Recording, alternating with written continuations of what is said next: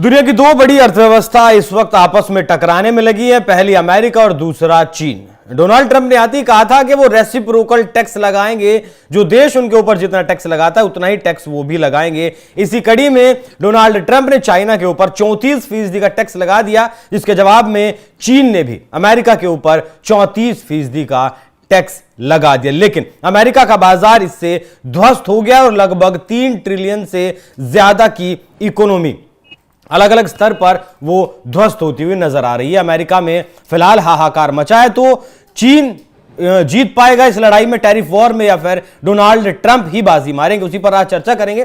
चर्चा करने के लिए मेरे साथ मौजूद हैं निपुण आलम बयान जी, विदेशी मामलों के जानकार। सर बहुत बहुत स्वागत आपका। बहुत धन्यवाद। सर अमेरिका की तो हालत खराब कर दी चाइना ने। बिल्कुल अभिषेक जी, और देखिए आप सोचिए 3 ट्रिलियन हमारी इकोनॉमी जो है 3.5 ट्रिलियन की, किसी देश को 3 ट्रिलियन का नुकसान हो और महंगाई जो है यानी कि जो इन्फ्लेशन रेट होता है, महंगाई दर जो होती है वो 4% क्रूज कर गई है। इससे जो अमेरिकन को नुकसान होने वाला है, अमेरिकन किस प्रकार से रिएक्शन दे रहे हैं ये देखने लायक है कि अमेरिका के डोनाल्ड ट्रंप के द्वारा एक तरीके से जो टैरिफ वॉर, ट्रेड वॉर शुरू की गई, इसका इम्पैक्ट किस प्रकार का आपको देखने को मिल रहा है। लेकिन मैं कल भी एक देख रहा था, जो ट्रंप का खुद का अपना इनका एक ट्रूथ करके सोशल मीडिया हैंडल आपने देखा होगा जी, तो डोनाल्ड ट्रंप ने उस पर एक वीडियो पोस्ट की थी। उसमें डोनाल्ड ट्रंप के एक समर्थक है, उन्होंने बताया था कि जो इस प्रकार का टैरिफ डोनाल्ड ट्रंप के द्वारा जो इम्पोज किया गया, उसका क्या इम्पैक्ट और क्या प्रभाव, पॉजिटिव इम्पैक्ट जो है वो आपका अमेरिका की पॉलिसी पे होने वाला है या अमेरिका के ऊपर, अमेरिकन के ऊपर होने वाला है। और इंटरेस्टिंग बात क्या थी कि उस वीडियो को डोनाल्ड ट्रंप ने अपने सोशल मीडिया हैंडल ट्रुथ के थ्रू क्या शेयर किया। मीन दैट कहीं ना कहीं वो उस बात को क्या दे रहे हैं, समर्थन दे रहे हैं, यानी कि आपको पूरा पूरा सपोर्ट कर रहे हैं। क्या था सर उस वीडियो में? अब उसमें हाँ दलील क्या थी वो बड़ा इंटरेस्टिंग सुनने लायक बात है। उन्होंने कहा कि जो डोनाल्ड ट्रंप कर रहे हैं ये बहुत जानबूझ के कर रहे हैं ताकि शेयर मार्केट क्या हो, क्रैश हो। और जब शेयर मार्केट क्रैश होगा, होता क्या, उसका कहना ये था, उस वीडियो के अंदर मैंने सुना पूरा, तो वो वीडियो में ये कह रहे हैं कि आपका जो वहां पर शेयर मार्केट पूरा अमेरिका के अंदर है, तो 1 या 2% लोग हैं जो पूरे शेयर मार्केट को कंट्रोल किए हुए हैं। जैसे ही शेयर मार्केट क्लैप्स होगा, तो क्लैप्स होने के बाद में जो मिडिल क्लास अमेरिका की, वो भी क्या कर पाएगी, शेयर खरीद पाएगी और शेयर मार्केट में एक बड़े होल्डर बन जाएंगे। बड़े क्या होगा, उनका कहना था कि मार्केट हमेशा डाउन नहीं जाएगी, जब अप जाएगी तो जो मिडिल क्लास है उसको क्या होगा, काफी ज्यादा लाभ होगा। तो अमेरिका के जो डोनाल्ड ट्रंप है जानबूझकर ये शेयर मार्केट को क्रैश करा रहे हैं। दूसरा टैरिफ को लेकर उन्होंने बोला कि टैरिफ लगाने के पीछे अमेरिका का जो मोटिव है, मकसद है, वो इतना सा मकसद है कि जितने भी अमेरिकन कंपनीज हैं या विदेशी कंपनीज हैं, वो सब आकर अमेरिका में प्रोडक्शन स्टार्ट कर दें।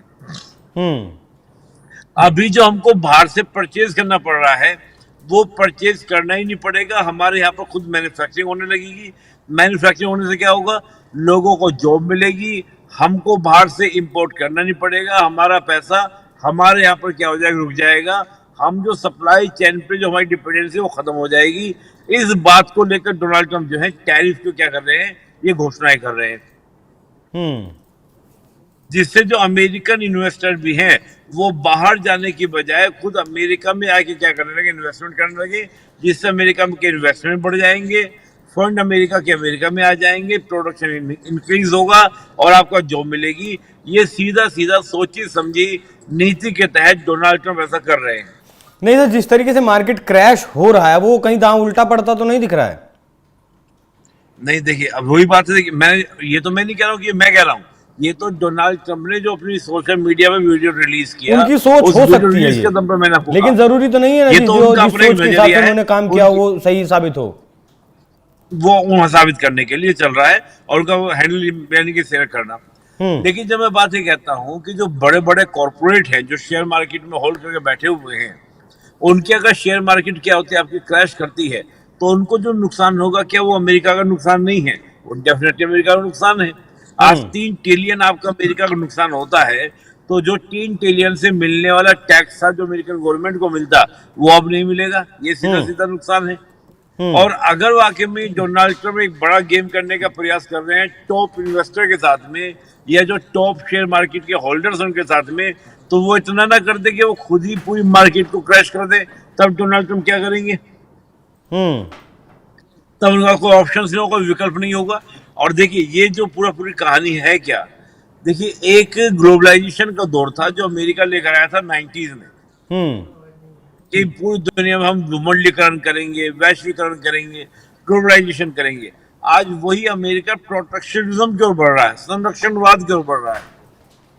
अब जब संरक्षणवाद की तरफ आप बढ़ेंगे यानी कि प्रोटेक्शनिज्म जो आप चलेंगे, तो ये 90 से पहले की कंडीशन हो जाएगी। और देखिए एक बात जानिए अभिषेक जी, अमेरिका ने जो 90s में ग्लोबलाइजेशन लेकर आया था और भारत जैसे देशों को जो टैरिफ में छूट दी थी, उसका सीधा सीधा एक मकसद था। मकसद ये था कि आप भारत जैसे देशों को टैरिफ में छूट दें ताकि अमेरिकन कोई भारतीय कोई प्रोडक्ट अगर बिकने के लिए जाए अमेरिका की मार्केट में, तो अमेरिका की गवर्नमेंट उस पर क्या देगी, ध्यान दीजिए अभिषेक जी, बहुत इंटरेस्टिंग पॉइंट मैं आपको बता रहा हूँ। जब भारत का कोई प्रोडक्ट बिकने के लिए जाएगा अमेरिका की मार्केट में, अमेरिका की सरकार उस पर टैरिफ नहीं लगाएगी, तो होगा क्या, वो अमेरिका की मार्केट में सस्ता बिकेगा। और जब सस्ता बिकेगा तो इससे क्या होगा, इंडिया अपने एक्सपोर्ट को बढ़ाएगा। इंडिया अपने एक्सपोर्ट कब बढ़ाएगा, जब इंडिया में प्रोडक्शन बढ़ेगा। और जैसे इंडिया के आपका प्रोडक्शन बढ़ेगा, एक्सपोर्ट को बढ़ाएगा, तो इंडिया में इंडियंस के पास पैसा आएगा और उस पैसे को क्या करेगा अमेरिका, फिर अपने प्रोडक्ट देकर भारत जैसे देशों को वहां से क्या करेगा, कमाई करेगा। ये एक स्ट्रैटेजी थी 90s में जो अमेरिकन और यूरोपियन कंट्रीज लेकर चले थे। अब आप सोचिए अगर पूरी दुनिया में आर्थिक मंदी आएगी तो उस आर्थिक मंदी का प्रभाव क्या अमेरिका के ऊपर नहीं पड़ेगा, अमेरिका के प्रोडक्ट पे नहीं पड़ेगा? बिल्कुल जो पड़ेगा। अमेरिका टैरिफ की बात कर 6 महीना आपकी इकोनॉमी कैसे चल जाए, सारी कंट्री की अर्थव्यवस्था धड़ाम हो जाएगी। अमेरिका का प्रोडक्ट कौन खरीदेगा भाई? आपका जब शेयर मार्केट डाउन आएगा भारत के अंदर भी, तो लोग पैसा खर्च करते हुए डरेंगे। कौन जाके हार्ले डेविडसन खरीदेगा, कौन जाके अमेरिका के कपड़े खरीदेगा, ब्रांडेड कपड़े खरीदेगा, शूज खरीदेगा? कोई कुछ नहीं खरीदेगा, सब शांति से बैठ जाएंगे घर के अंदर। तो मुझे लगता है कि अमेरिका का ये दाव ऑटोमेटिकली। और दूसरी बात क्या थी, आपको एक एक कंट्री के साथ में टैरिफ को इंट्रोड्यूस करना था, कम ज्यादा करना था। आपने क्या किया, चाबुक लिया और सबको लपेट दिया।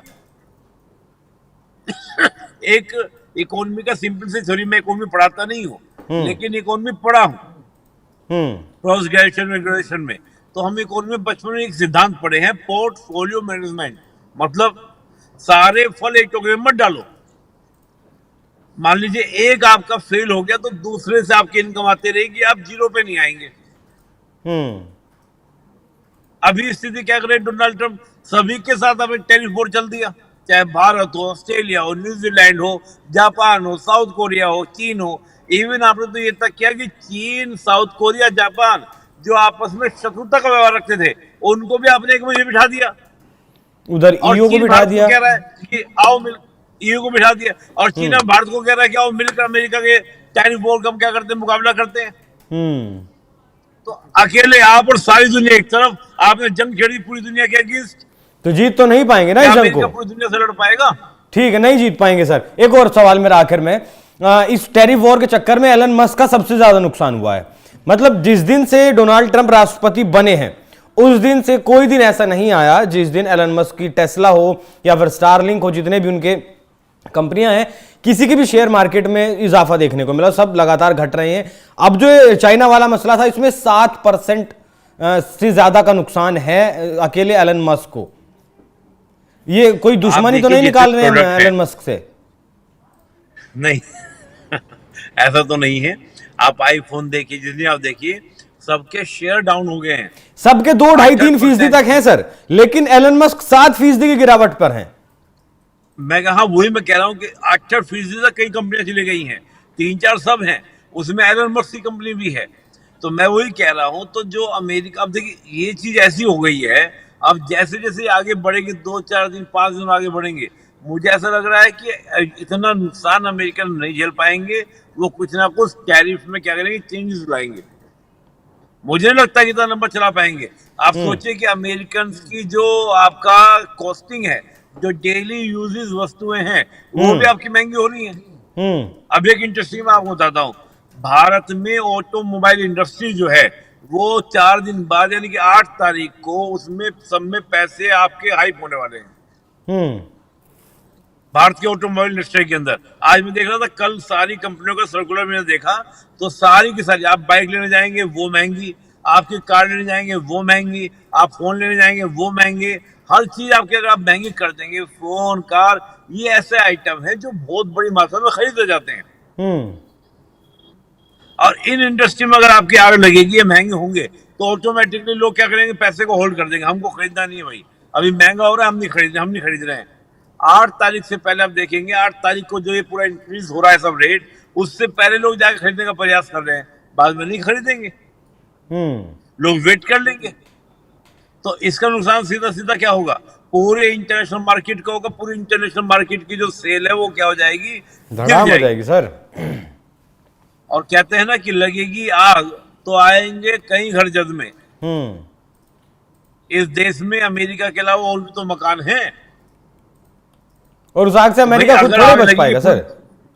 मैं कह रहा हूँ कि आग लगेगी, मोहल्ले में आग लगेगी, पर दुनिया एक मोहल्ला ही तो है, आग लगेगी तो ऐसा थोड़ी कि अमेरिका बच पाएगा। और अमेरिका का बच भी गया तो मैं ये नहीं कहता कि तपस नहीं जाएगी, तपन तो जाएगी अगर पूरी दुनिया में आग लगेगी।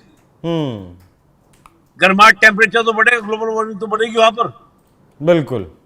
तो वो मैं देख रहा हूँ कि जो अमेरिका भी करने का प्रयास कर रहा है, आप देखिए बहुत वो भी कैलकुलेशन कर रहे होंगे। मैं ऐसा तो कह सकता है डोनाल्ड ट्रम्प एक मूर्ख व्यक्ति है, एक बिजनेसमैन है, सोच समझ के रिस्क लेके कर भी रहे होंगे, और मुझे लगता है कि अपने टेन्योर का ये सबसे बड़ा रिस्क होगा उनके लिए। दावा तो वो तीसरी बार कर चुके हैं सर। हाँ, अब सोच समझ के ले लोगे। कई बार क्या होता है कि जो चीजें हमारे सामने होती हैं वो हमको दिखती उस तरह से नहीं है, लेकिन मैं कहूंगा कि अभी फिलहाल जो है स्थिति जो है डोनाल्ड ट्रंप के लिए बड़ी मुश्किल वाली है।